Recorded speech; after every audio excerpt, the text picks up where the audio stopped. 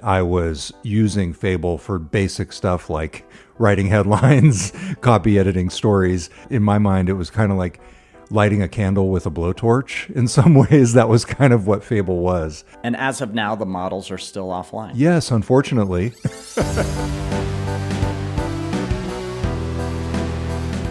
Welcome to GeekWire. I'm GeekWire co-founder Todd Bishop. And I'm GeekWire co-founder John Cook. You're back from the light bulb factory. I guess that was the last show, wasn't it? Yes.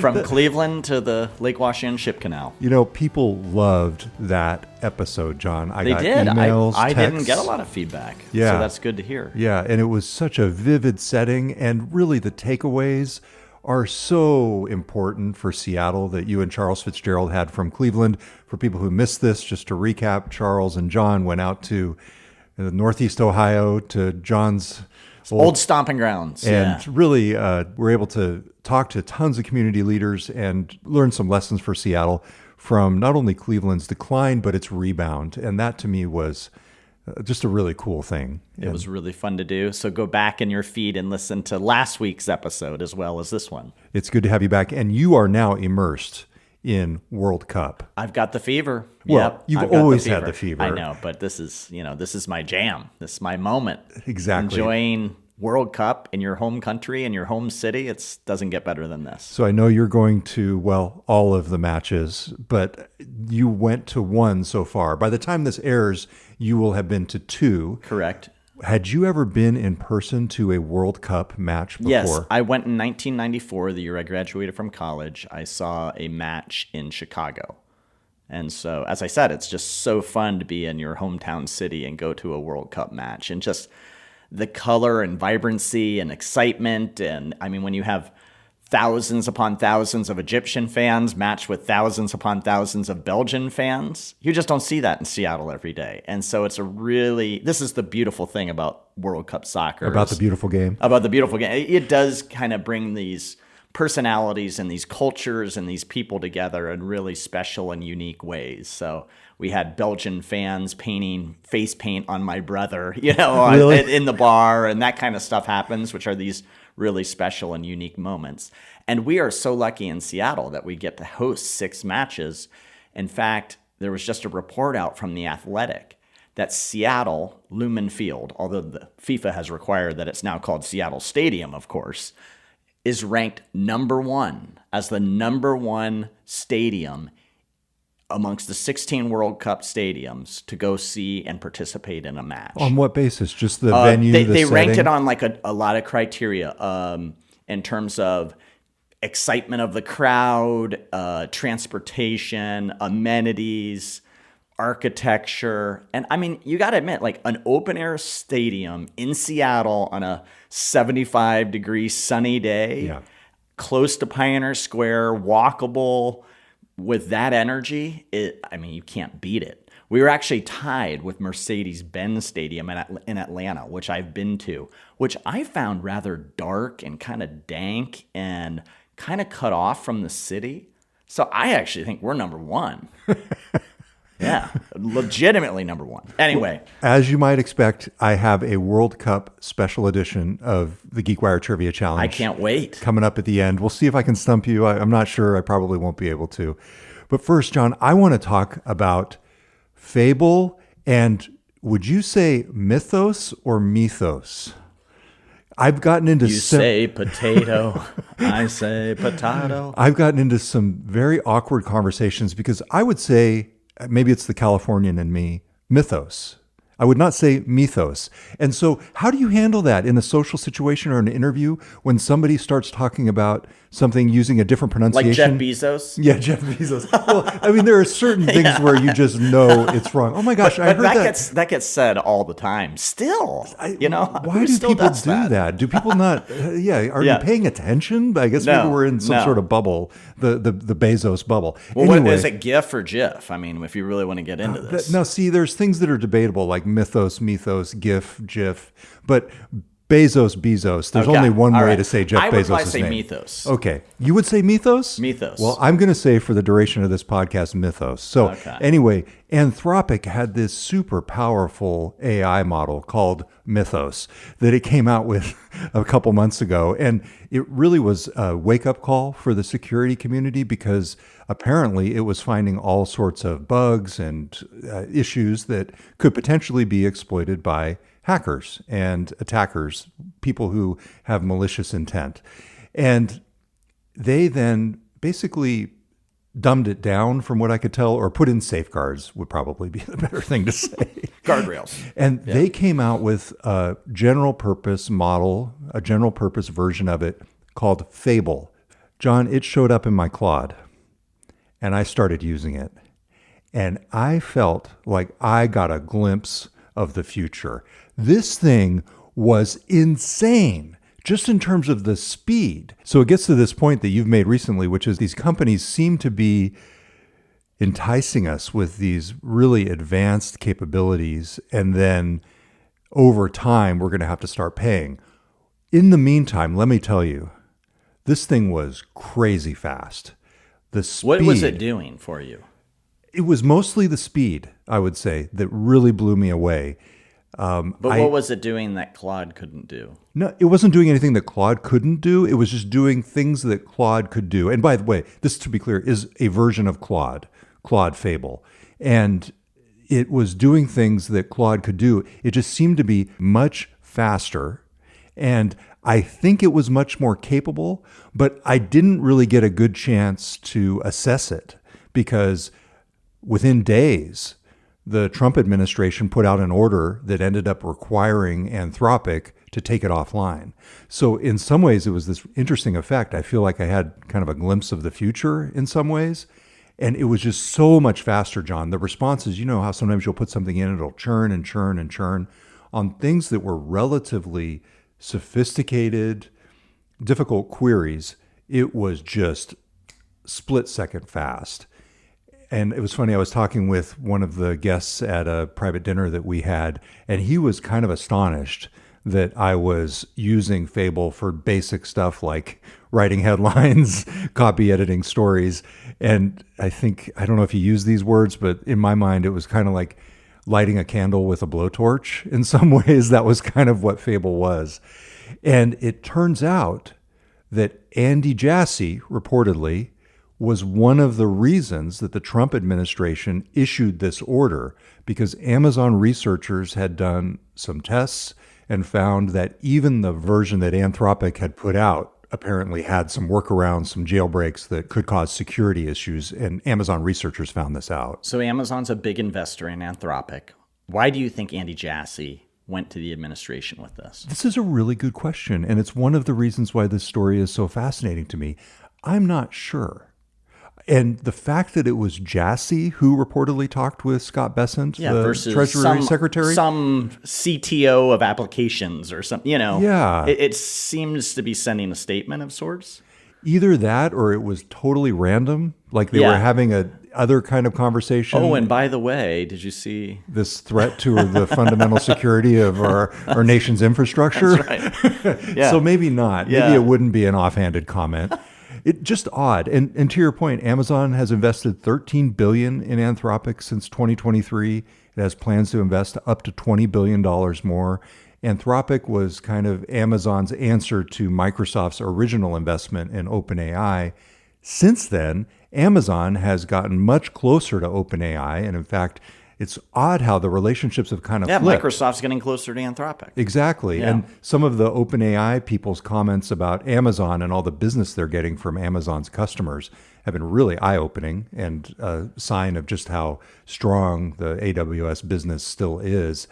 So yeah, it's just a fascinating dynamic. We talk about a lot of the investments and the partnerships and the co-opetition, but to see it come together and come out in this way where effectively, and I'm sure Andy Jassy wasn't the only person who talked to the administration, and I'm sure this wasn't the only reason that they issued this order that caused Anthropic to take these models offline.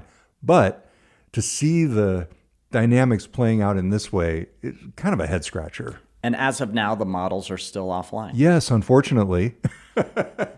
I'll tell you, I had the most luck with Fable in Claude Cowork. So where I had a bunch of files on my desktop, and one thing I was doing with it was I had every Microsoft 10K, full 10K filing. John, this is how I spend my Saturday evenings. And I haven't published this yet because I'm still looking for the right way to write the story. But I analyzed with Fable all of the Xbox revenue over the years. And it just churned through it. And you know how long these 10Ks are. So for it to be able to just dive in there, find the exact stuff that I was looking for, assemble it into basically a chart that I wanted to be able to describe what happened to Xbox revenue over the years. And beyond that, just its understanding, its grasp of the trends, and just its immediate comprehension of the situation just kind of blew me away.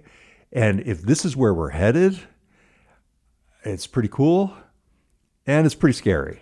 And it's transforming everything and transforming everything so quickly. And not to take us in another direction here, but I think we're kind of wrapping up on this topic. Yes, absolutely. It does tie into the Amazon story, and it ties into how culture and places are changing so radically. And so you had a great story this week. The headline was a great headline too. 2 pizzas and a prototype. How agentic AI is rewiring Amazon's teams and upending its traditions. Yes. And the last part of that headline is what I want to focus on here, because what struck me in this piece, which was really interesting, is how, Amazon has a really strong culture. You know, its leadership principles are beat into people from day one, and they live and die by these leadership principles. But they're kind of under threat by AI, and I think that's what came across in this story, is that the historical way of doing things at Amazon, where you have 2 pizzas, you're in a room, you work on your press release, you kind of work backwards from the customer, and then you start to build, the product. They're flipping that model on its head in a big, big way, that now you kind of build first. And this is some of the feedback I've been getting from some startups as well, in terms of how it's just how they're thinking about things. It's just totally transforming how business operates. So I talked with Swami Sivasubramanian, who is the VP of Agentic AI at AWS.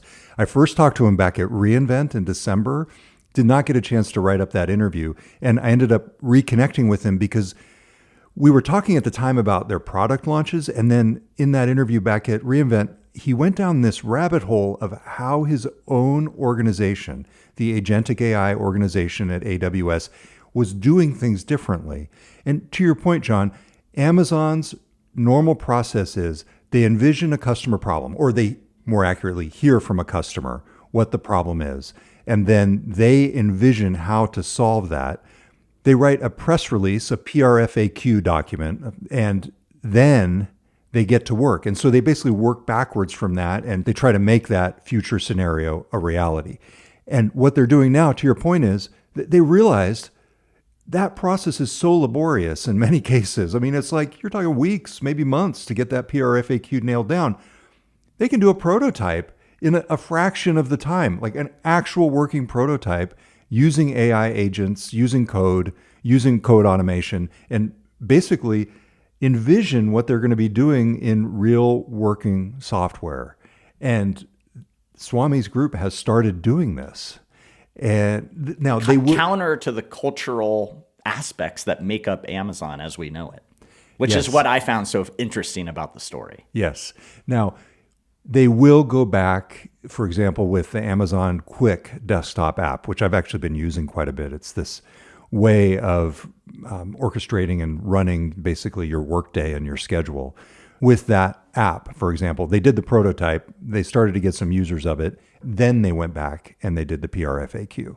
So they're not totally flipping the model on its head. And I said to Swami, it sounds like you need to have a new leadership principle, although it's technically not a leadership principle, but it should be. It's a cultural element of the company, but it does speak to, I mentioned some of the startups I've talked to about this, where they ran into this issue as well, that they have these developers that are building so quickly that they were getting out in front of their skis in terms of what their marketing and business teams could actually do. And so the idea within the one startup that I was talking to that I'm referencing here, they actually brought the business team in, got the business team kind of on board first, and then they had the developers kind of code it and spin it up and build the app. Like the old-fashioned way. Yeah. Like it was novel for them to have the business plan first The and then build the product. operations were in place so that when they built this thing, they could push it out really quickly and start to monetize it. Oh, interesting. But that's the more traditional approach, right? You get the business team together, you get the product plan going, and then you say to the developers, okay, now spend the resources. But the issue is that latter half of the process is now so much faster and in some cases so much cheaper that you might as well move that to the front. And that upends things. It makes things better in some ways. But to your point, it can also make things more confusing and it can cause wasted time. Yeah, and I think that's to my point of people that are worried about AI and jobs, is that I think things are just going to change, and business challenges are going to be very different. And we're not sure how that's going to play out. I think there's still going to be business challenges. They're just different. They're just very different. And we don't know what those new jobs are that are going to come in to solve the new business challenges that we're creating as a result of everything that's happening with AI. The number of startups that I've talked to just in the past few weeks that are trying to solve these problems around the code generation and the speed with which developers are working, it has just exploded. Just today, I posted a story about $2.5 million raised by DevPlan, which is a startup that spun out of what's now being called AI House, formerly AI2 Incubator. And they're solving this kind of communication problem for product and engineering teams, everything except the coding, basically helping them coordinate with AI in ways that they need to because there's so much code being churned out. Yeah, and that speaks to another big area where I'm seeing a lot of startup activity as well, is in the idea of, and we were touched on this earlier in the podcast, this idea of token maxing and tracking the spend on this too, because to your point of your turning on Claude every moment and like people saying, why are you using it for that? Well, now, tools that track the spend around AI, seeing that as a big, big wave of startup activity. In fact, all of this stuff, the management, the cost analysis, I'm seeing so much of it that it feels like it's too much and it's going to be hard. That's always the case when you have a revolutionary technology like this happen. You're going to have multiple startups, multiple entrepreneurs chasing the opportunities. Okay, one last thing though on Amazon, I want to say, you mentioned the 2 pizza teams. And in some ways, this whole trend... You should say what that is. Yeah, I'll explain it. So in some ways, this whole trend is going back to what Amazon actually was at the beginning. So the whole idea was you would have teams that were small enough and nimble enough that you could feed them with 2 pizzas. So what would that be? 6, 8 engineers, maybe, depending on how hungry they are.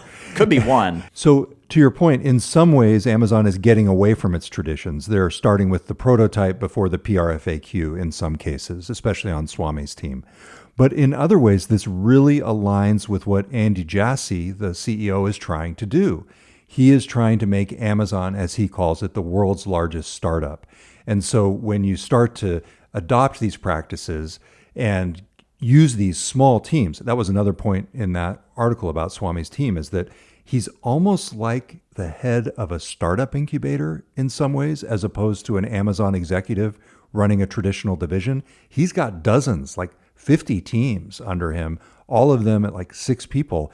And some of those teams, I actually don't think I got this into the story, they balk at the notion of adding additional people, of adding additional weight to their teams. Isn't that interesting, especially when you think about businesses like ours? Absolutely. These are conversations we have. Yes, and I think it is this trend that you're seeing at Amazon and other companies in terms of cutting that middle management layer, cutting the bureaucracy, and getting back to a much leaner and streamlined approach. So it's not just Amazon. Many of these larger tech companies are going through this process right now, which makes it even another reason why this is so interesting to cover.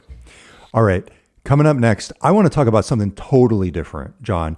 Education and the idea that kids could get most of their learning done in 2 hours a day using AI. I could do it in 85 minutes. 85 minutes, what does that mean? Less than 2 hours. I thought it was maybe a soccer reference. No. 90 minutes. Well, 90 minutes would be, yes. All right. We'll talk about that when we come back.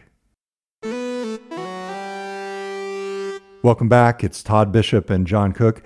So, John, I wrote a couple weeks ago now about a story that I was fascinated by. There is a school called Alpha School. It's out of Austin. It's an AI-driven private chain. And the fundamental idea is that students get their core academics in 2 hours a day using AI. The adults in the room are not teachers. They're guides. That's the whole idea. And then they stay at school for a normal school day, but the rest of the day goes to life skills, projects, character building, big things that they take on. No homework by design. So when they are done with their school day, they're done. So you could go off and play club sports. Well, you could play video games, yes, but I think the idea, at least as it's pitched in the ideal of their marketing brochures, is your kids could go off and play club sports or whatever. This, to me, thinking back, I would have loved this. I would have loved this. It gets a lot of negative reactions when you bring this up. And in part, it's their messaging and pitch, wouldn't you say? Yes. Because they're not shying away from calling it an AI-driven school, really. I mean... Correct. However, Mackenzie Price, one of the co-founders, I spoke with her. She made it very clear. It's not chatbots. It's AI-driven software. Yeah, it's gamification a bit of the educational process. So it will provide lessons and it will assess using the AI how the student is grasping the materials and then adjust. Now, I have not actually used the software, but that's my misunderstanding. It's not chatbots, it's more AI driven in terms of assessing and then adjusting and then providing the next lesson based on what the AI determines. Todd, maybe you should have another host on this because I know there are so many people that are against this. Yes. I'm a kind of blow up the system type of guy on education, and having a student and a teenager who I think made it through his sophomore year. Maybe. I want to try a lot of different things. I don't think the current system is working for a lot of kids. And I guess that's my other point. There are a lot of people who just right out of the box say, hey, this is a bad idea. Well, my theory on education is like there are a lot of different ways to teach a lot of different students. And this system probably works really well for a lot of kids. And so I'm all for it. I think it's a great idea. I think this idea of giving time back to students that they can go explore their passions and explore things they're interested in really resonates with me.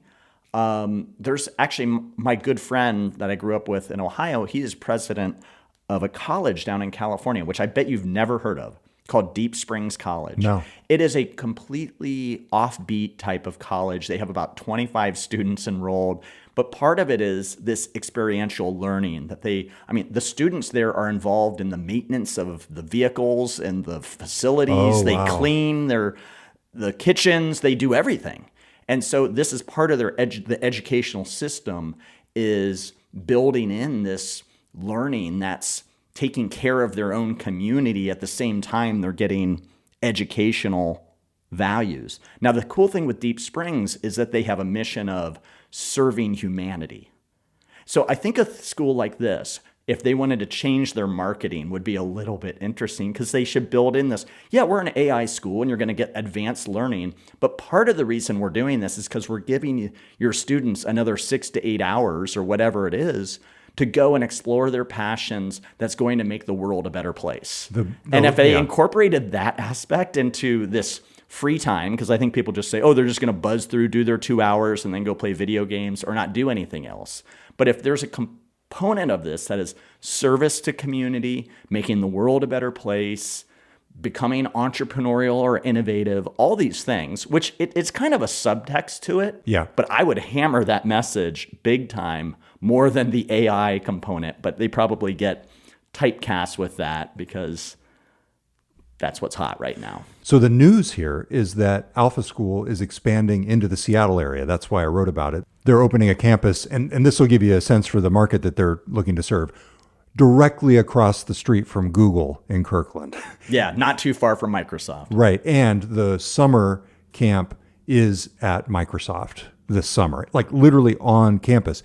And I should point out that one of the reasons they're coming to the region is that Microsoft CEO Satya Nadella's chief of staff got excited about it just as a parent herself and started engaging with them. Satya got excited about it. Other executives did too. And so that's one reason why it's being hosted this summer on the Microsoft campus before the facility opens. Yeah, they're open to the public, $1,500 a a week to go through the program. Which the thing that really struck me in your story, I know the camps have gotten very expensive, but they've not set tuition for the fall. For Seattle, yes. For the Seattle area. But they'll say, and this gives you a sense of what the cost is going to be for this. Founding families who sign up for the first year, you'll get a $10,000 discount. So you're talking... Yeah. This is going to be a pricey endeavor, an expensive endeavor. And I guess one of my questions is, what sort of support is given to the kids for the other 4, 6, 8 hours when they're done with their AI lesson plans? The guides are there. The guides are there, not teachers' guides. There's all sorts of nuance this is where it'd be cool. Like, are there wildlife biologists there that you can go out and track animals out in the Snoqualmie National Forest? Or can you go learn mechanical engineering at Boeing? You know, like if there's like really hands-on stuff, then I think that's really cool. So some of the projects that they do are very organized. Just as an example, there's some entrepreneurial exercises. One of them at a different school was fifth graders running actual businesses like food trucks, Airbnbs with real profit and loss responsibility. And they can, pitch to investors, do sailboats. One of the classes raised $3,000 to fund clean water in Ethiopia. These are all the things that they cite, the types of things they cite. Now, when you talk about the school, to your point, there are detractors. And one of the things they point out is when Alpha School points to these astronomical test results from the 2 hours of core learning that they get on standardized tests, some selection bias. I mean, if you look at the population of students that's going through this, clearly they have tons of support at home.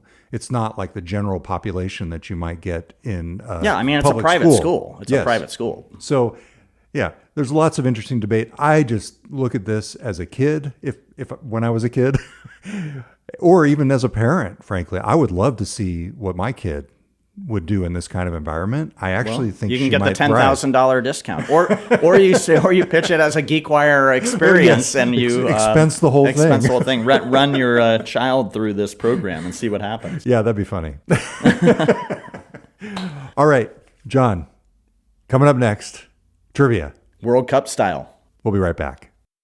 Pop quiz, hotshot. This is GeekWire's Trivia Challenge. Wouldn't you prefer a good game of chess? Welcome back. That's right. It's time for GeekWire's Trivia Challenge. John, we're recording this on Thursday. You've got to be looking forward to tomorrow. It's Friday, U.S. versus Australia. It is my big time celebration and holiday. This is going to be one of the highlights of your life. I hope so. Seeing the USMNT We'll see what happens in tomorrow. person. Well, I mean, even if they lose, even if they just experiencing this, as I said earlier, experiencing the World Cup in your hometown, there's nothing like it. I don't even have to travel that far. I mean, people travel from all over the world to come to this. And so it's great that I can go 15 minutes away and experience it. So the USMNT, the men's national team, will be here at least once, and they will have played by the time this runs. We hope twice. Yes. There is the chance they could be here twice. If they win their group and then advance to the round of 32 and then win that match, from what I'm told, they would be back here for the round of 16 match, which would be pretty epic. So I've noticed that the grass, it's actual grass. It's beautiful. Formerly known as Lumen Field. I wish our NFL team didn't want to rip up this $1 million plus investment we've put into our stadium. With the grass. Oh, it's beautiful. Yeah. And players love it. both American football players and soccer players love it. Football and football. Football and football, yes. Okay, so here's your question, John. The official Adidas match ball for the boy. World Cup. I'm not going to get this. I don't know. I don't spend Come much on, time why on are you cleats or bailing balls. already? Yeah, Why are I you watched bailing? the game. Okay. Come on. All right. The Trionda, I believe it's, or would it be Trionda or Trionda? Probably try because Trionda. it's probably. I think it's kind. I don't know this, but I think it's kind of a play on the three host countries: Mexico, which is called El Tri, so maybe it's Trionda, Canada, and the U.S. Yes. So it's some play on that. I don't know. Again, Okay. people So are this probably going to ball- yell at me because I don't know anything. This on ball There's a ball. has a motion sensor inside. And as I understand it, it's feeding the AI offside system. So in other words, it's working in conjunction with, I think, a 3D motion capture or some sort of motion capture of the players that they do. Now I'm going to get yelled at. This is cool. And again, I've read very little about this. All right. but, Let me get to the actual question yeah. and then we'll talk about it. So this ball has sensors inside it. How many times per second does it capture data? A, 12 times per second. B, 500 times per second. C, 5,000 times per second. D, 50,000 times per second. Or E, every time somebody flops without being touched. Oh, Todd, I knew you had to throw a little zinger in there since you hate soccer. Well, I think I'm going to go with C. C, 5,000 times. Yeah. That feels like it would be the right answer. It's It not. really does. It's not. No, the answer is B, 500, which is Okay. probably more realistic. Okay. So this ball has a motion sensor inside that captures data 500 times per second. That's actually pretty stunning. Yeah. So, but the whole Well, idea. I will say, as a soccer fan, one thing that has been pretty nice about this World Cup is this, and this ties into the ball and the what is typically in soccer called VAR, which is video assisted refereeing. In past competitions, past soccer matches, that process has been quite slow to get to a result of what's happening on the field. This World Cup, in part probably because of technology such as this, it has been a very rapid response on questionable calls. So that's been nice. It sped up the game. But don't get me going on the hydration breaks, which has slowed down the game. The hydration breaks, not unlike the aerial breaks that we take for the Kenmore airplanes flying overhead. That's right. That's right. So this ball, they plug it in for about 90 minutes and then it runs for roughly 6 hours. Interesting. Yes. Wow. That's pretty cool. Good research. Where did you get this? Claude. Okay. But what I do is I go into Claude and I say, hey, I want to do a question about World Cup for the trivia. And then I brainstorm with it. Yeah. And then I get the facts. And then I do a lot of back Well, and this forth. makes me want to do a little more research on the ball. And I mean, because that's pretty cool. I It'd didn't be a know good any story. of this. It'd be a good story. Yeah. Another GeekWire experience. I can go buy one and test it out and see if we can track our movements on the pitch. Fascinating. I learned something new about my passion in sport. It is going to be a big weekend. We've got the Fremont Fair coming up in our backyard here, literally. You're going to be watching U.S. men's national team in Australia. It's going to be a classic weekend. Classic here in Seattle. weekend. Beautiful sunshine. It's a Chamber of Commerce type of weekend. All right, well, enjoy it, everybody. Curt Milton edited this episode. Until next time, I'm Todd Bishop. And I'm John Cook. Thanks for listening to the GeekWire podcast.